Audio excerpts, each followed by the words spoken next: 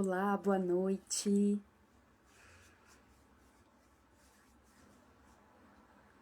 Estamos começando essa live sobre educação sexual positiva.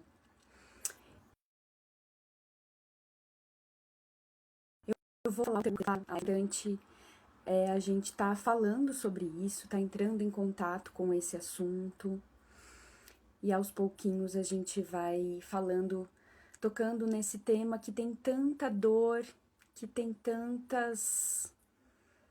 dor, né, pra gente tocar, pra gente falar.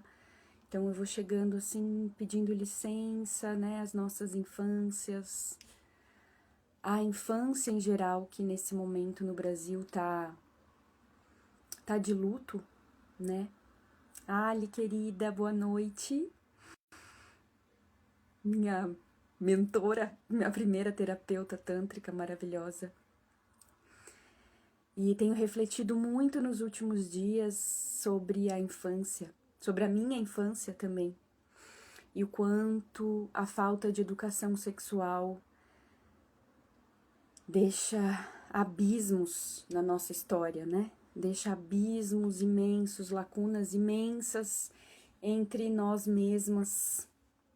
Quando a gente cresce, amadurece, algo que não foi construído, que foi integrado lá atrás, se torna muito mais trabalhoso de ser recuperado depois que a gente é adulta, depois que foram vivenciadas rupturas já, né, distâncias entre uma sexualidade saudável, espontânea, natural, leve.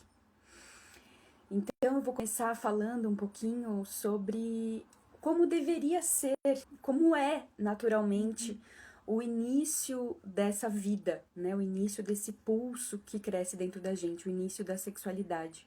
Quando que começa? Aonde? Então, a nossa sexualidade começa na nossa concepção, né? A gente nasce de um ato sexual, a gente nasce de um movimento sexual, de uma relação sexual, a gente nasce de dentro do sexo. Então, a partir daquele momento de como isso foi vivenciado, de qual era o nível de consciência dessas pessoas, se estavam conscientes, se estavam inconscientes, embriagados, se tinham intenção, se não tinham, se foi violento, se foi amoroso, enfim, tudo que foi vivenciado ali naquela concepção faz parte da gente também. Então é importante a gente tomar consciência dessa história, da nossa história, da história dos nossos pais, e aí olhar até um pouquinho mais para trás, a história do nascimento deles também. A partir daí já começa uma pista sobre a nossa sexualidade, aonde que está o tabu, aonde que está o oculto, aonde que está a violência. Às vezes, investigando a nossa história, a gente pode ver coisas que nós somos hoje, porque lá atrás isso já aconteceu, isso já existiu. Então a nossa sexualidade começa quando a gente começa também, começa ali na concepção. E começa nas crenças que a nossa mãe tem sobre isso também. Sobre como que ela vivenciou a gestação, como que ela olhava para a gravidez e como ela vivenciou esse parto, se foi com prazer, se foi com dor, se foi com medo, se foi com alegria. E normalmente nós nascemos de pais que têm uma história de culpa em relação à sexualidade, né? A gente vem de uma cultura, de uma sociedade que esconde essa parte, né? Que daqui para cima somos sociáveis, somos a gente lida bem, né? Da cintura para cima, mas da cintura para baixo é tudo oculto, é tudo silencioso, é tudo por baixo dos panos. E a gente não sabe muito bem como era a vida sexual dos nossos pais, qual era o conceito, o que eles entendiam sobre sexo. Não é dito.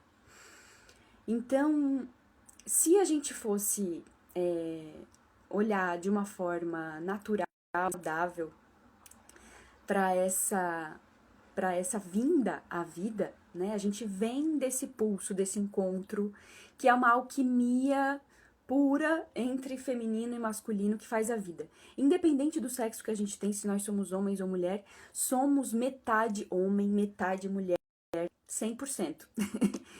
50% fêmea, 50% macho. Precisamos desse homem e dessa mulher pra gente existir aqui. E é meio a meio mesmo. Mesmo, mesmo, mesmo. A gente vem dessa combinação, dessa complementariedade perfeita, que é vista como profana, porque é sexo. E a gente é gestado dentro de uma mulher que lida com tudo aquilo sozinha dentro dela e que, quando engravida, aparece para todo mundo que ela fez sexo. Tá na cara da mulher, tá no corpo dela, tá ali na barriga dela, que chega antes de todo mundo a confirmação de que ela fez sexo, de que ela é um ser sexual, que a sexualidade dela amadureceu, que tá aparecendo. Então, dependendo de como a mulher lida com isso, pode ser que ela, a partir do momento em que ela se tornou mãe, ela tentou apagar a mulher sexual que ela era antes e só ser a mãe, esse lugar imaculado, da mãe virgem, né, da mãe pura, da mãezinha santa que tá lá em cima e que é virgem, que não tem sexo. Então, ao mesmo tempo que ela tá exuberante, amadurecendo a sexualidade dela, se cala essa parte, né? Essa parte é como se morresse para nascer a mãe. E o parto, dentro da nossa cultura, é visto como um lugar de expiação, né, dos pecados das mulheres. Nossa, eu tô começando bem pesada, né? Queria ter começado um pouco mais leve. Mas vou começar pelo ruim para depois ir pro bom, tá? Tá lá na Bíblia que a mulher vai sofrer as dores do parto por conta do pecado, do fruto proibido, de ter comido do fruto da árvore proibida, de ter tentado Adão. Então, porque a gente fere a nossa mãe, porque a nossa mãe está sendo condenada, está sendo castigada, porque nossos pais cometeram um erro terrível. Mas tá maravilhoso, obrigada, Ali. É isso, né? Vamos tocar nessa dor com calma, com cuidado, mas a gente precisa olhar para isso, porque a gente acredita nisso. Lá no fundinho, no nosso inconsciente, a gente foi construída assim, né? A gente foi construída para negar isso, para silenciar, para castrar nós mesmas. Então, a gente já nasce dessa culpa e a infância, então, fica completamente distante da sexualidade, né? A infância, então, é a pureza, não, são anjinhos, né? Que não é menino nem menina. Durante a gravidez, muitas vezes, a mãe nem sabe qual que é o sexo do bebê, isso não tem importância. E isso é distanciado tanto, que chega a ser patológico, né? Que chega a ser, assim, esquizofrênico até. A gente distanciar tanto as crianças do sexo, da sexualidade. E aí vem as loucuras mesmo, as demências, as patologias, porque tudo aquilo que é muito negado, muito reprimido, vem em excesso. Então, a criança tá tão perto do sexo, na verdade, né? Ela veio do sexo, ela passa de corpo inteiro pela vagina da mãe, ela suga o peito da mãe o dia inteiro, ela é só prazer, só exploração. Um bebê que tá botando os dedos na boca, chupa até o dedo do pé. Ele quer explorar tudo com o corpo inteiro. Ele sente prazer com tudo. Um bebê de olhinhos assim de prazer, de êxtase, experimentando as coisas, brincando. Tudo é essa exploração sensorial total, sem julgamento, sem separação, sem noção nenhuma. E aí, adultos extremamente castrados, extremamente distantes dessa pureza, dessa liberdade, desses sentidos livres, vê a criança e precisa tomar a vida, a espontaneidade que vê naquela criança, a beleza que ele vê ali. Ele não dá conta. E aí a gente vem de uma cultura em que os adultos têm uma autoridade absoluta sobre as crianças, como se fosse propriedade nossa, meu filho, é posse mesmo, né? Como se fosse um objeto de consumo que fecha o laço da família perfeita, né? E se abusa totalmente dessa pureza, né? Se extrapola os limites que é sensação, que é mesmo um tesão, uma exuberância. A criança é muito sensual, mas não porque ela quer viver sexo, porque a sensualidade faz parte da natureza. A natureza é sensual por si, uma onda do mar é sensual, um passarinho tomando banho. A vida em si, ela é bonita. A beleza faz parte da nossa natureza. E as crianças estão muito conectadas com isso. Elas estão, assim, imersas na beleza e no prazer totalmente. E adultos completamente desorientados, né? Sem informação nenhuma, sem conhecimento nenhum, completamente descolados da sua pureza, da sua inocência, olham para isso e acreditam que a criança tá falando num nível sexual com ele, né? A criança tá provocando, que a criança pediu, que a criança queria. A gente ouve isso o tempo inteiro.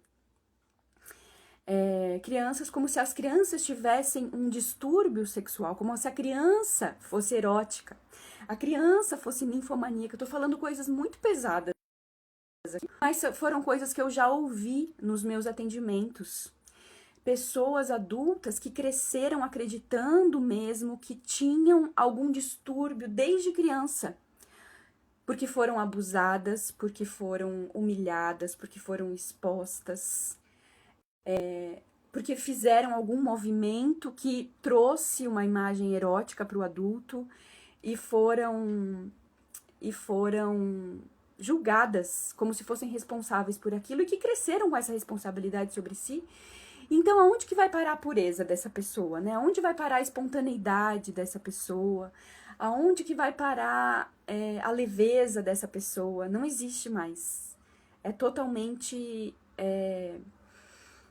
o peso que vem sobre essa criança, sobre esse corpinho, é totalmente desproporcional. Parecem despreparados, ele falou.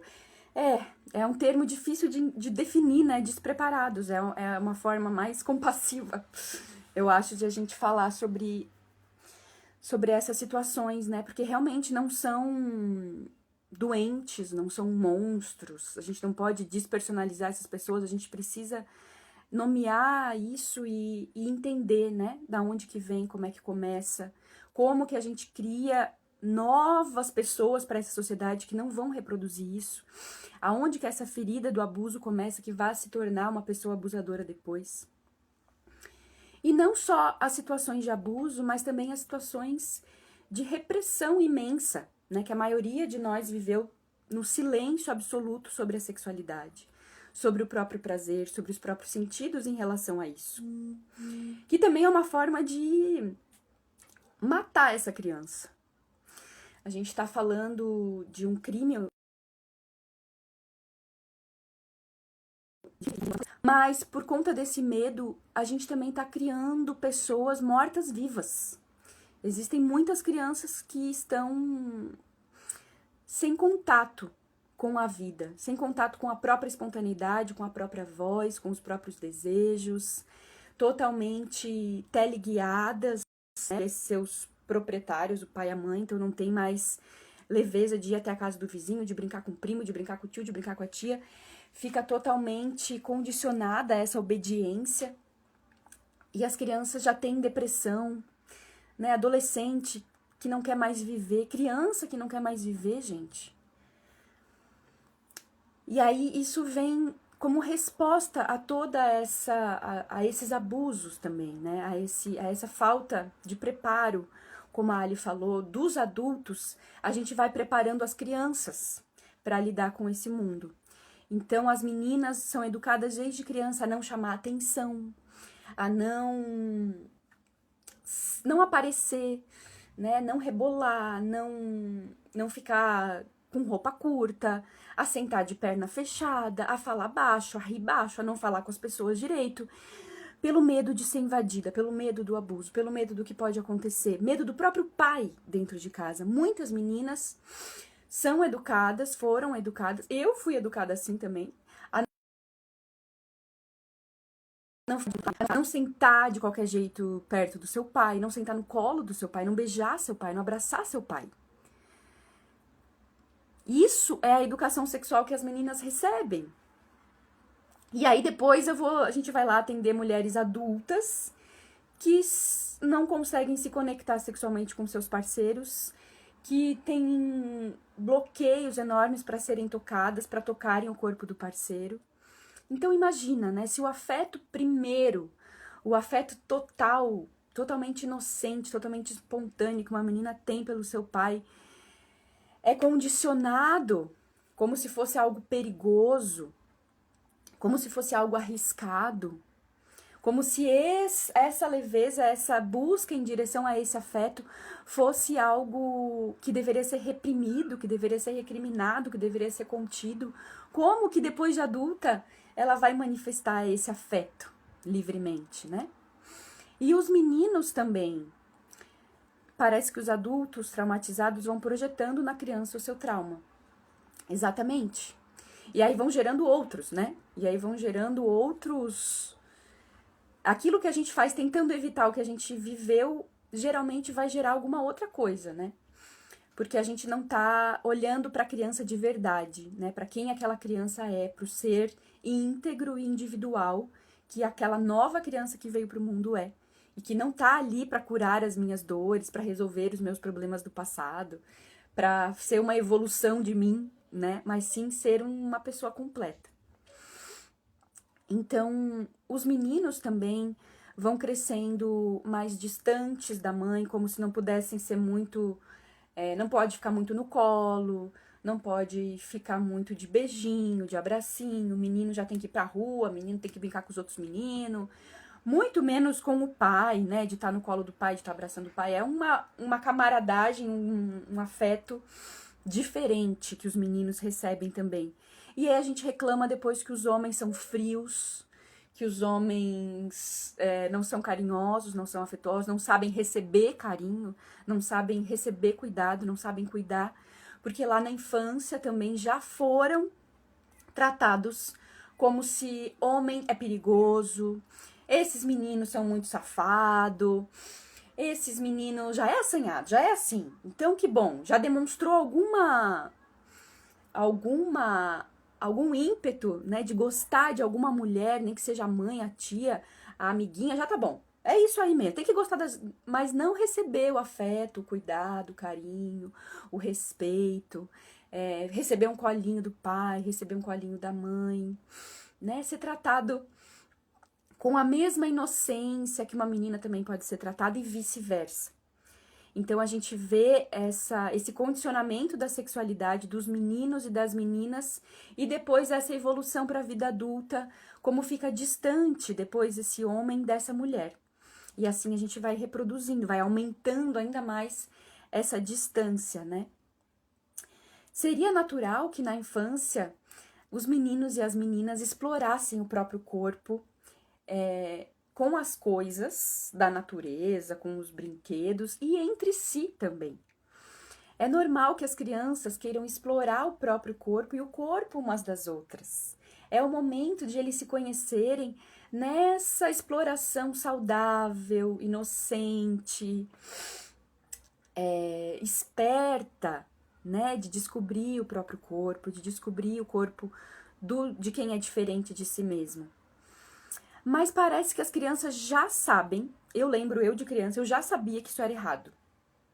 A gente já sabe, as crianças captam as informações que estão no campo. A gente entende que se a gente fizer isso, a gente vai perder o afeto dos nossos pais. Quando os seus pais viram você tocando na sua vagina, no seu pênis, quando seus pais pegaram você fazendo alguma coisa com o seu priminho, com a sua priminha lá no quarto, quando tava todos os adultos conversando e as crianças foram brincar no quarto e aconteceu alguma coisa e alguém chegou e viu. Geralmente o que acontece? Bronca, repressão, julgamento, distanciamento dos pais com os filhos. Então a gente vai aprendendo que quando a gente vive algo em relação a essa exploração, a gente vai perder o afeto do pai e da mãe, a gente vai perder aquele lugar seguro. Então a gente sabe que a gente tem que fazer isso escondido. A gente sabe que a gente não pode falar sobre isso. A gente vai entendendo que isso não é aceito, que isso não é normal. E aí depende muito da personalidade de cada criança. Eu fui uma criança que obedeci isso. Obedeci demais. Não tocava meu corpo, não explorava com outras crianças, tinha muito medo de qualquer expressão, assim, de dar beijinho na boca, tinha muito medo de ser tocada, de tocar. Eu mandava um monte de cartinha amorosa e ficava nos amores platônicos, mas pra ir pro corpo era muito difícil, tinha muito medo. Porque eu sentia que meus pais ficavam decepcionados comigo. Os meus pais se distanciavam de mim quando eu, criança, expressava alguma eroticidade, alguma sexualidade. Tanto é que eu acabei virando tese do mestrado da minha mãe. A minha mãe fez um mestrado, minha mãe é educadora, né, formada em pedagogia, e fez o mestrado dela sobre erotização infantil. Porque ela observava eu quando criança, eu queria rebolar, eu queria dançar igual as mulheres do El Chan, eu gostava de ver a tiazinha, a feiticeira, eu queria ter a máscara da tiazinha, eu queria ter o véu da feiticeira, eu queria ir pra escola dançar essas músicas, e a gente botava funk, eu e as minhas amigas, a gente ficava dançando aquelas músicas super erotizadas. E minha mãe olhava para aquilo e ficava, meu Deus, ela tentava estudar isso. Dentro das possibilidades que ela tinha, das informações que ela tinha, ela foi tentando filtrar isso, né? Mas ela me censurou muito por causa disso, né? Você não pode fazer isso, você não pode dançar assim, meu Deus do céu, essa menina, ela é perigosa, ela é assanhada, isso vai dar problema, meu Deus do céu, que perigo. E aí eu cresci assim, tipo, eu sou um perigo? Meu Deus, tem alguma... Meu Deus, é demais? É errado? O que eu fiz? Por que assim? Então, como que euzinha tenho tanta força ao ponto de abalar minha mãe, abalar o meu pai, deixar eles preocupados por algo que eu tava só dançando, rebolando, achando que tava tão legal. Tá todo mundo olhando pras mulheres rebolando, por que eu não posso rebolar também? Não tô entendendo. Para a família inteira no domingo aqui pra assistir a tiazinha feiticeira na TV e quando eu vou rebolar, eu não posso. Eu não entendia isso dentro da minha cabeça, né? E aí eu comecei a me separar dos meus pais. E, na verdade, a sexualidade, a função do sexo é essa. Que lá na adolescência, a gente vai... Essa energia toda que estava espalhada pelo corpo todo... Porque a criança, naturalmente, ela tem a Kundalini toda desperta, sabia? Todos os chakras da criança estão despertos. Então, a gente fala de acender a Kundalini, a criança já nasce acesa, já nasce iluminada. Então, ela tá ali com todos os chakras recebendo informação, ela tá comungando entre todos os centros de poder dela, a intuição, tá junto com o pertencimento, tá junto com a sobrevivência, a espiritualidade, tá junto com o ego dela, tá tudo misturado. E depois a gente vai crescendo e essas forças vão cessando porque o nosso desenvolvimento tá completo. Mas aí a gente passa por uma outra fase de desenvolvimento, né? A partir dos 14 anos, a gente vai seccionar com os nossos pais. E é o sexo que faz isso. É quando a gente vai buscar outros parceiros, outros não, né? Quando a gente vai buscar o nosso parceiro sexual, é que a gente abandona esses pais, deixa os nossos pais para trás, que foram a nutrição dos nossos sentidos até então, da nossa sexualidade até então, que nos deram a vida através do sexo até então, para a partir daí a gente buscar o nosso próprio desejo. Então é como uma árvore que vai crescendo, né? As raízes são a primeira coisa que se desenvolve. E as raízes são essas partes baixas que cavucam a terra, que vão buscando água e vão explorando até encontrar. Ela não escolhe aonde que ela vai se meter, ela só quer buscar, crescer, explorar. Assim é a nossa energia na infância, é essa raiz louca, imparável, que vai se enfiar por tudo para descobrir aonde tá a água, onde tá a vida de verdade. Depois de encontrar essa vida, de estar trocando, de estar à vontade na vida, de estar à vontade na terra, de ter enfiado mesmo os pezinhos, de dizer, agora eu tô aqui, eu nasci. Né? No primeiro setênio, a criança tem tem essa maturação, esse desenvolvimento. Cheguei, aterrei, incorporei o meu corpo, meu espírito incorporou esse corpo. E dos 14 anos em diante, a gente vai desenvolvendo outros valores, outros sentidos. Então a sexualidade vai buscando o diferente, né? Como se esse caule fosse crescendo, então vai saindo do lugar conhecido, confortável da Terra, para ir em busca do imenso espaço do céu azul, do vazio, da atmosfera, vai indo em contato com o espaço, vai crescendo, vai subindo. Então vai crescendo aqui para o plexo solar, né, para esse sentido do eu, vai vindo aqui para o centro do coração, vai desenvolvendo a solidariedade, vai desenvolvendo o amor romântico, vai querendo encontrar um parceiro compatível com ele, com o que faz sentido para a sua própria identidade, não mais com a identidade dos pais, mas com a própria. E nesse momento, geralmente, que a gente tem muitas tretas com os nossos pais, porque aí não tem mais como negar que a gente é diferente, que a gente é individual, que a gente tem desejos iguais aos dele quando eles eram adolescentes e jovens também. E muitas separações acabam acontecendo de formas trágicas.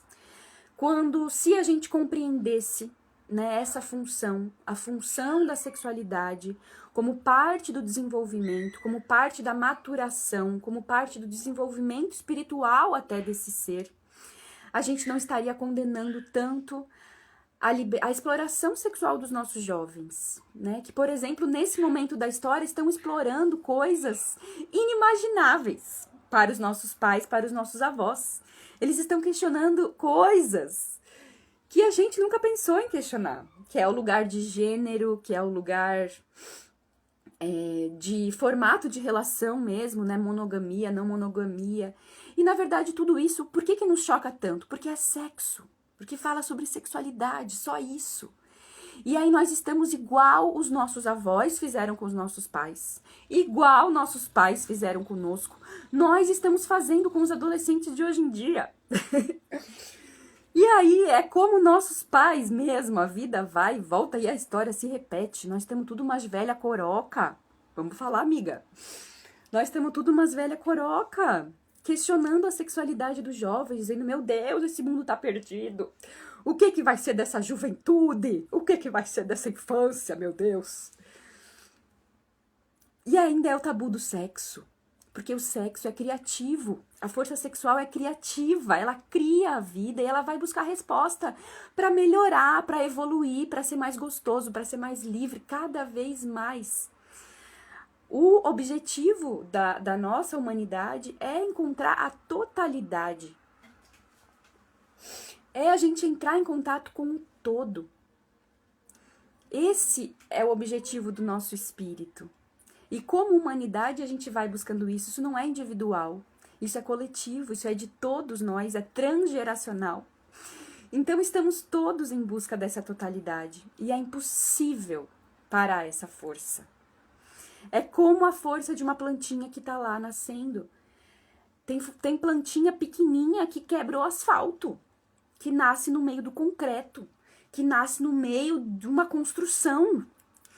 E é tão singela, né? E é tão banal, é só um mato. Mas o mato não para de crescer nunca. Assim é a força da nossa sexualidade também. Então, ali na adolescência, isso vai se desenvolvendo para buscar parceiros, né? E vai amadurecendo para buscar um parceiro mais compatível com os seus valores, com o seu coração, com os seus ideais. E assim a gente vai tendo prazer não só mais naquela exploração das raízes, de ter sensação, de encontrar água a todo custo, mas também a gente vai tendo prazer em outros centros.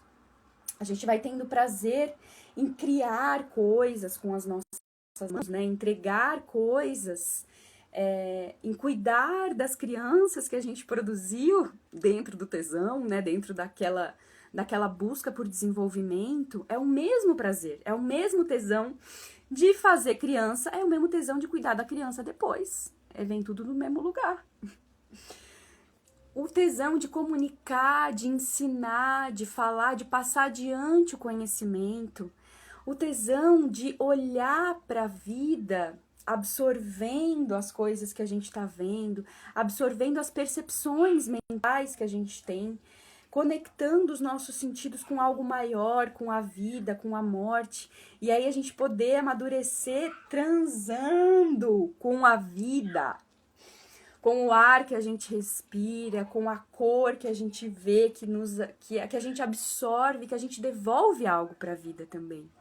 Então a gente está todo o tempo nessa transa cósmica, eu gosto de falar isso. Mas a gente precisa passar pela transa básica lá de nosso pai e de nossa mãe, para a gente chegar nessa transa cósmica também, nessa transcendência, nessa união com o divino, né? Com o espaço vazio, com com a energia primordial que está em tudo, né? Que é o espaço vazio, que é a junção do feminino e do masculino dentro e fora de nós, que é a junção da nossa consciência, dessa força viva, ativa, com o todo, com o vazio, com essa capacidade de se diluir e absorver a vida.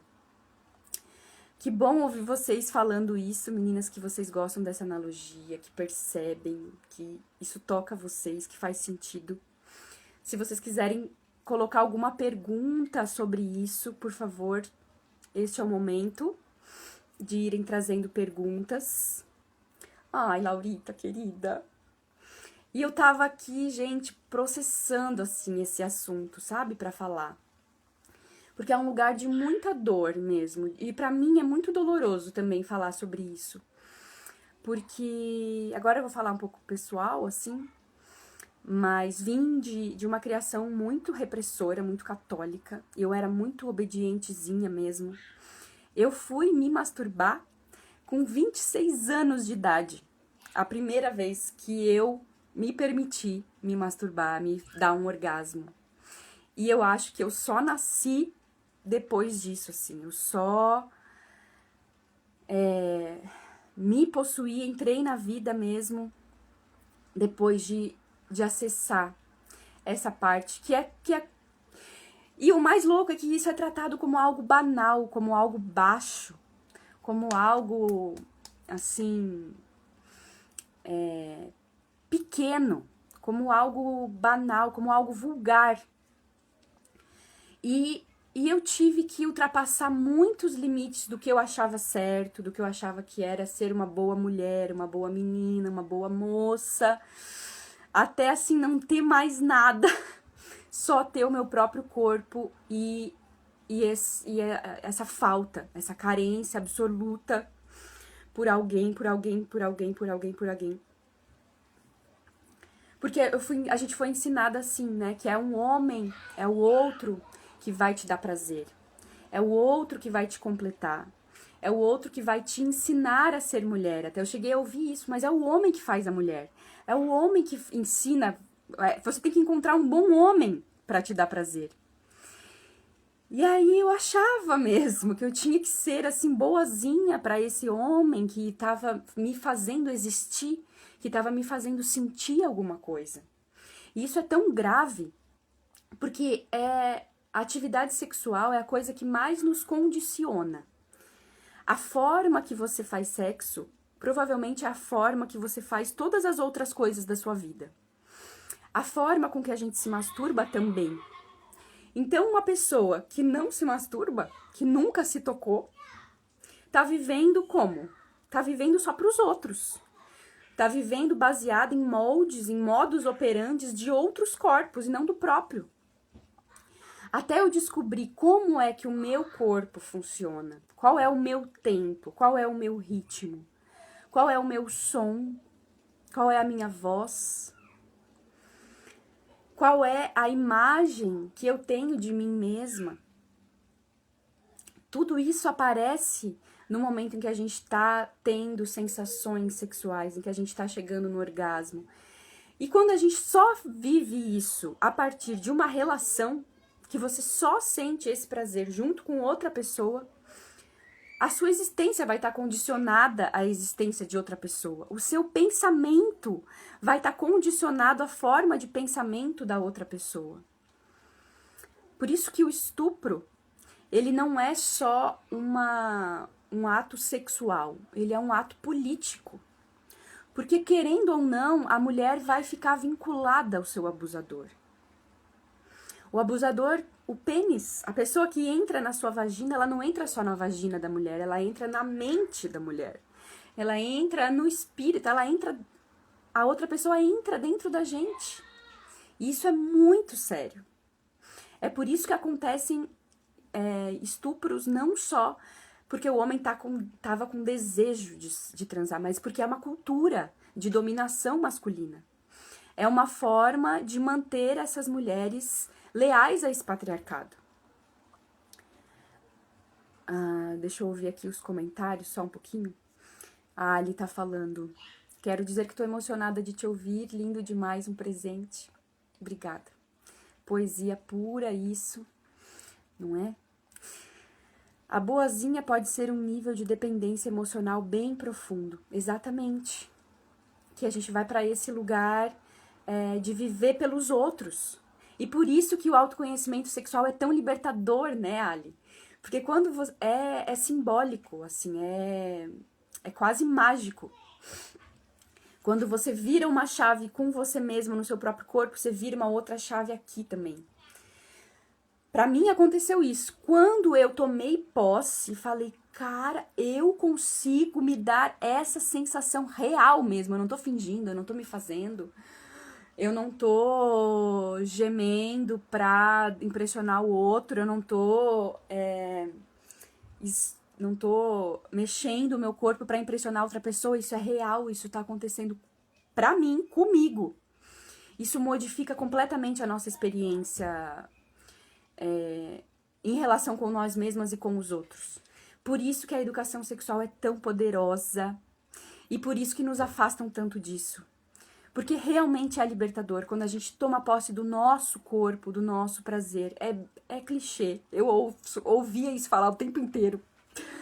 Mas eu não me dava conta. Eu achava que eu tava... Na verdade, eu ouvia essas coisas, eu achava que tava tudo bem comigo. Porque, nossa, eu namorava, eu sempre tava transando, eu sempre tinha namorado. Me sentia, assim, super gostosa, eu tinha orgasmos, eu achava que tava tudo bem. Até eu perceber que eu reproduzia situações na relação que não condiziam com a imagem que eu tinha de mim mesma. Eu me achava tão poderosa, tão maravilhosa, tão livre, mas eu tinha comportamentos obsessivos, comportamentos extremamente controladores, extremamente carente, extremamente dependente, extremamente boazinha, né? Nesse lugar da boazinha e manipuladora. E quando as coisas não aconteciam do jeito que eu queria, eu não conseguia lidar. Eu desmanchava, eu despencava, eu caía. Então, quando eu tava sem namorado, sem uma relação, eu não conseguia mais sustentar aquela personalidade que eu sustentava quando eu tava com alguém. E aí, isso foi abrindo questões dentro de mim, assim. Eu lembro de escrever no meu diário, assim, eu quero ser inteira. Eu preciso me sentir inteira. Eu quero ser inteira. E aí eu fui indo contra as relações também. Eu não queria mais ter relação, porque eu sentia que estar em relação me prendia, me tornava uma pessoa que eu não era. Então eu tava evitando me relacionar, me comprometer, porque parecia que aquilo me atrapalhava. A outra pessoa, agora, que antes era a pessoa que me preenchia, agora tava me distanciando de mim. Então era o outro que me atrapalhava, mas ao mesmo tempo eu precisava do outro, porque eu não sabia viver comigo mesma, né? Eu não conhecia esse lugar. E também de um lugar que nós mulheres somos... eu acho que é um despreparo nosso também, por essa falta de educação, por essa falta de autoconhecimento. A gente acredita que vira uma barganha, assim. Vira uma barganha de poder, né? A gente sabe... Tá, então se esse corpo aqui é algo que vocês querem tanto, ao ponto né, de viver aí na deep web, de viver vendo pornografia, de ficar louco pra ver uma bunda, pra ver um peito. É isso que vocês querem? Eu tenho isso tudo aqui. Acho que a gente pode fazer um negócio. E aí aquilo vai entrando por um outro lugar, né? Por um lugar de poder, mas não de poder pelo prazer, e sim de um poder pelo controle mesmo. A gente vai trocando o prazer de sentir dentro do nosso corpo pelo poder de usar o nosso corpo para controlar o outro, para ter o outro. E aí toda a nossa eroticidade, toda a nossa beleza vira uma arma contra a outra pessoa. E aí eu vejo meninas aprendendo a fazer isso, a ganhar poder, a ganhar status, a ganhar dinheiro, usando da sua beleza, usando dessa capacidade de gerar prazer para ter um lugar na sociedade. Porque é esse o lugar que valorizado da mulher, né? É esse, uma vez eu vi um comediante falar que ele estava uma vez dentro de um metrô com uma mochila com 20 mil reais que ele tinha acabado de receber de um show, 20 mil dólares. Ele falou, pela primeira vez, eu tive a sensação de como é ser uma mulher. Porque carregar uma buceta, ele disse assim, né? Carregar uma buceta deve ser a mesma sensação de levar uma mochila de 20 mil reais. O medo de ser assaltado, o medo de ser invadido, o risco, a sensação de que você tem algo maravilhoso, mas que ao mesmo tempo isso é muito perigoso. E essa analogia, para mim, fez muito sentido. E fez muito sentido também de entender como que a gente está desvirtuando esse poder também. A gente acha que a gente está sob um poder e a gente está sendo manipulada também por essa cultura. Entende o que eu tô querendo dizer? A Ali falou aqui, o oposto é tão doentio quanto o contrário. Lembrei dessa frase te ouvindo, exatamente. Por isso o equilíbrio, né? Por isso que no Tantra, eu gosto muito da filosofia do Tantra por falar que todas as coisas são importantes. É uma teia mesmo interconectada e que tudo depende de tudo. Não tem como a gente tirar uma parte ou reforçar mais uma parte. É preciso que cada coisa esteja no seu lugar, na sua função, para que o todo esteja harmônico, né? Para que seja um tecido saudável mesmo, né? Entre todos. Então, uma educação sexual positiva é essa que não vai rotular a sexualidade de uma criança e que não vai limitar a exploração dessa criança, mas que vai dar ambientes seguros para que ela explore isso com bastante delicadeza, com bastante respeito e sem romantização também. Então, o bebê que tá ali explorando o próprio corpo, que tá pegando no pênis, que tá pegando na vagina, a gente não fala nada. Ai, tá pegando no pintinho. Ai, meu Deus, que safadinho. Ai, meu Deus, que assanhadinha. Esse aí sabe o que é bom, babá. Não fala nada. Só deixa a criança. Igual quando tá chupando o dedo, ele só tá sentindo o corpo dele, ela só tá sentindo o corpo dela. E quando vai começar a tocar mais ardentemente nessas genitais. Por exemplo, o meu filho, ele tem 5 anos. E aí, de vez em quando, ele tá mexendo no pênis dele, o pênis dele fica duro. Então, ele vem pra mim e fala, mãe, olha aqui, meu pinto ficou duro. E aí eu falo, uau, que incrível, que legal. E pronto. E ele fica ali brincando, daqui a pouco ele tá assistindo o desenho e tá puxando. E ele vem e mostra pra mim, e eu falo, que lindo. Só isso. Assim como quando ele faz um desenho e vem me mostrar. Assim como quando ele faz cocô, eu vou lá e olho, olha só que cocôzão. Às vezes ele me chama pra ver o cocô dele. Então é essa naturalização das coisas, né? Essa simplificação, só isso.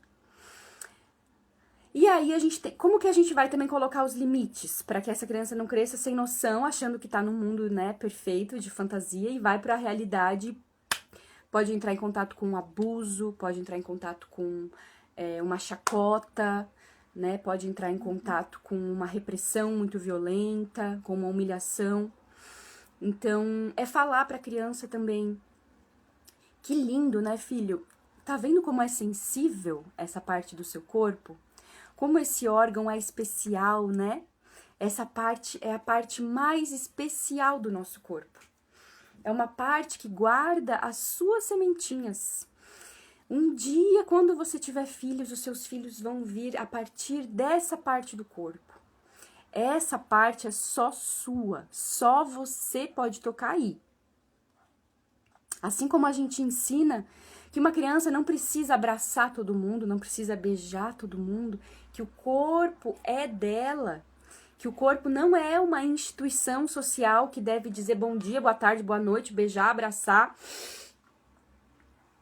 né? Ai, eu tô com uma coriza aqui, tá friozinho, eu tô ficando com gripe. Mas então a gente vai educar falando desses limites. Esse corpo é só seu, mas de uma forma positiva, percebe? Valorizando esse órgão, valorizando essa parte do corpo, não falando não deixa ninguém encostar, é perigoso. Tem gente que quer fazer isso com você. Já aconteceu isso com outras crianças. Contar histórias de medo, contar histórias que deixam a criança assustada, que deixam a criança culpada com o próprio movimento. Então, a gente tomar cuidado para valorizar é algo importante e é preciso valorizar, né? Como algo dela, como algo da individualidade da criança. A mamãe e o papai podem sim limpar para você, te ajudar. Quando estiver sentindo alguma coisa, você pode mostrar para a mamãe, pode mostrar para o papai, mas só. Isso é algo seu, é algo importante para você. E a gente vê a evolução dessa criança, a criança crescendo, né, tomando uma personalidade assim mais independente, né? E a gente ir valorizando a beleza da criança, não só no sentido que bonitinho, que fofinho, mas respeitando também. Sem falar tanto também, às vezes. Sem tocar tanto, sem agarrar tanto, sem beijar tanto. Sem falar tanto sobre todas as características da criança. Mas deixando essa criança se expressar, deixando ela assumir a própria beleza. E aí, quando as meninas, principalmente, né, começam a desenvolver os seios, começam... e aí começa esse distanciamento com o pai. É muito importante que o pai reconheça também a sexualidade da filha. Reconheça a filha como um ser sexual. Que a mãe reconheça o filho como um ser sexual. Que a gente dê olhos, que a gente dê atenção para essa existência também. Que a gente não ignore a expressão sexual das crianças, né? Quando elas começarem a ter um namoradinho, quando começar a expressar um desejo de dar um beijo, um abraço, de andar de mão dada, quando essa coisa começa a surgir, eu lembro que quando eu era criança, quando eu expressava alguma sensação assim, algum interesse, o meu pai se calava. Não olhava mais pra mim, não falava mais comigo, saía de perto de mim. Ele não conseguia lidar com isso. Até hoje. Até hoje. Se eu falo alguma coisa de namorado, alguma coisa perto dele, ele se cala.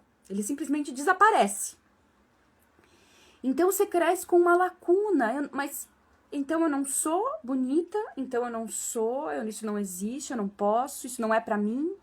Por que ninguém me dá uma resposta sobre isso? Nem negativa, nem positiva, no meu caso, né? Eu queria qualquer coisa, que alguém me visse como um ser sensual, erótico também. Que eu podia existir assim, que não tivesse só repressão e silêncio sobre isso. Que tivesse alguma palavra, alguma afirmação, alguma definição. E os pais geralmente se fazem de bobos, né? Se fazem de cegos em relação a esse desenvolvimento. Então que a gente possa falar alguma coisa positiva. Como você tá crescendo bonita.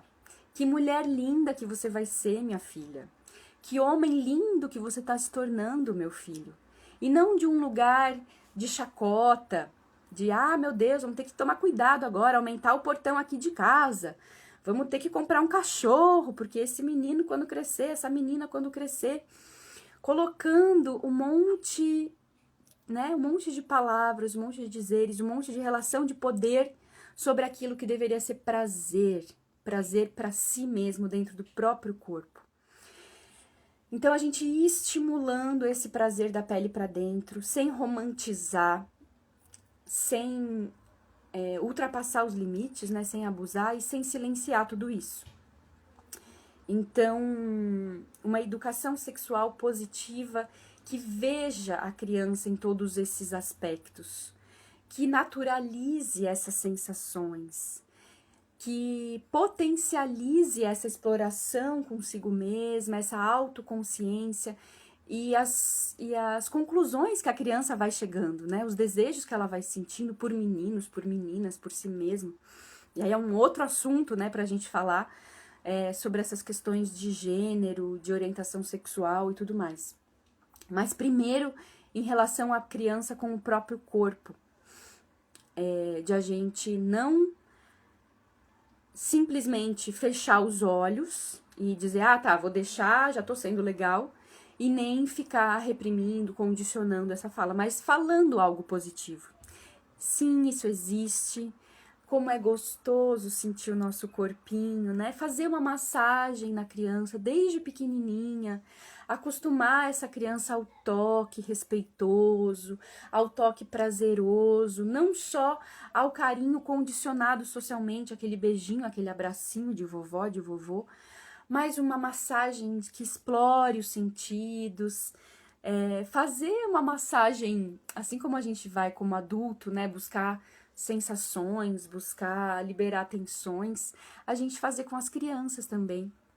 Tem a técnica, a massagem Shantala, que é bem conhecida pra gente fazer nos bebês, que vem da Índia também, e é maravilhosa pra gente ir mantendo esse corpinho que vem totalmente aberto para a vida, mantendo ele ativado, mantendo ele conectado ao prazer, à percepção, aos sentidos.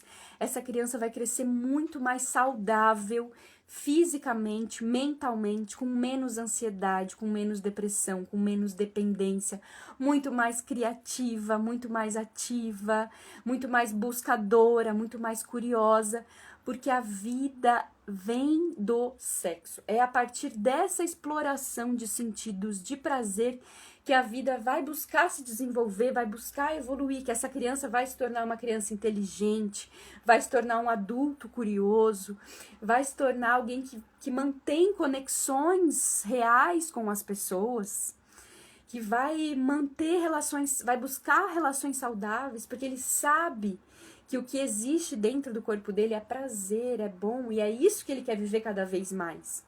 E não dor. Porque a repressão, gente, uma criança que tá querendo explorar, que tá querendo se jogar no mar, por exemplo, ela chegou na praia, ela quer entrar no mar, ela quer correr, ela quer pular, que é condicionada, que é contida, a repressão dessa energia dói no corpo. É sentida como dor física, emocional. Isso que é o recalque. Os recalques vão vindo dessas repressões. A criança queria dormir com o pai e com a mãe e não pôde. Esse desejo, essa busca cortada, ela gera as couraças, né, que o Haidt fala. São couraças de proteção que a gente vai criando dessa energia que não foi liberada, que não atingiu o seu destino final, que é se conectar com o mundo, que é fazer a gente pertencer à vida. Então a gente vai ficando congelado, a gente vai se separando da vida.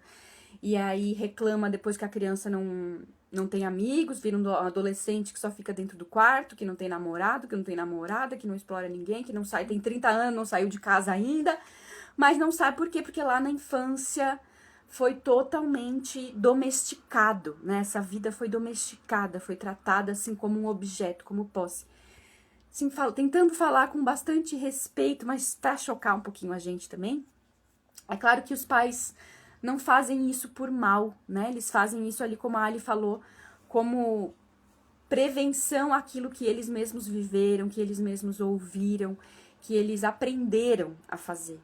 Mas aí vem nós, que somos frutos desses pais, dizer não, não precisa ser assim. A gente pode encontrar uma outra forma de cuidar, né, dessa individualidade, de cuidar, de preservar essa integridade sem matar essa vida, né? Sem abortar essa vida que já nasceu, deixando meio vivo, né? Tá ali vivo, mas não tá bem vivo. Então, como que a gente preserva a espontaneidade, preserva a integridade das nossas crianças, sem expor elas ao risco?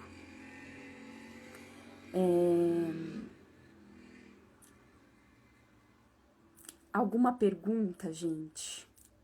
Tiveram algumas perguntas ali na caixinha que eu fui respondendo aqui, que era sobre como que a gente deve falar com as crianças, né? Sobre masturbação, sobre sexo. Eu acho que a gente não precisa falar muito.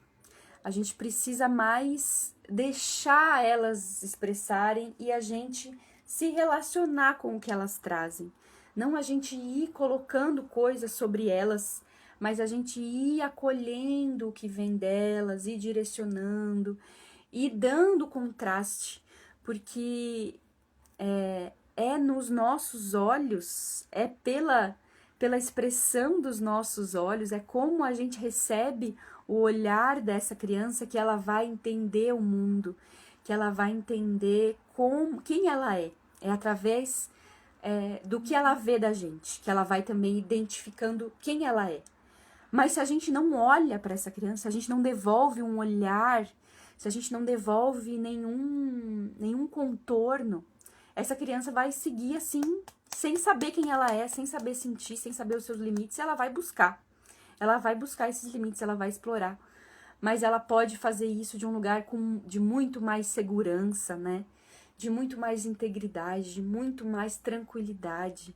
Tendo essa sexualidade aceita, positivada, que sim, sexo existe, eu vim do sexo, eu vou fazer sexo, tá tudo bem, é seguro, é saudável.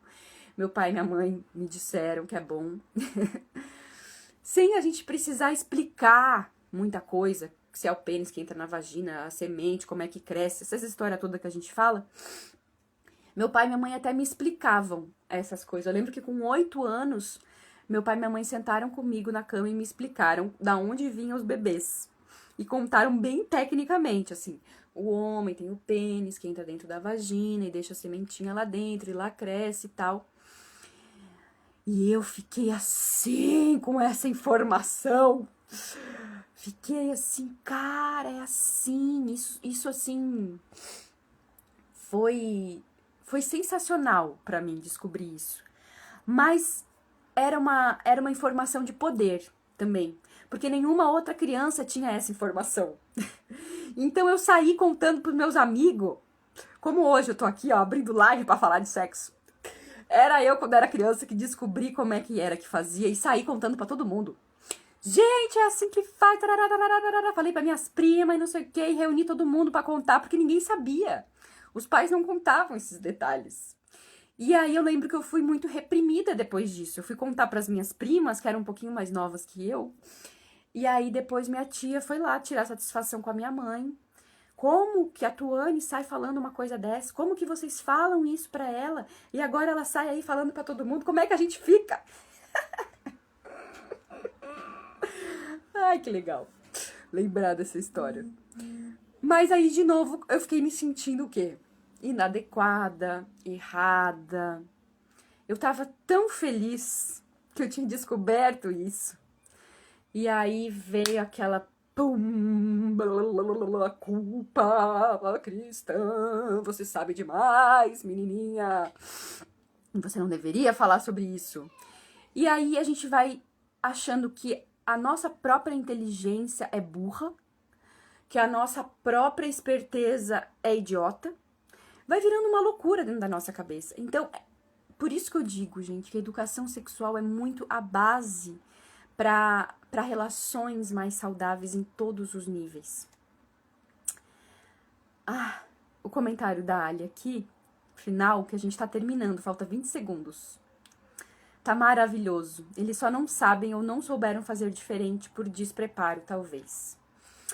E aí é a gente acolhendo essa nossa dor, né?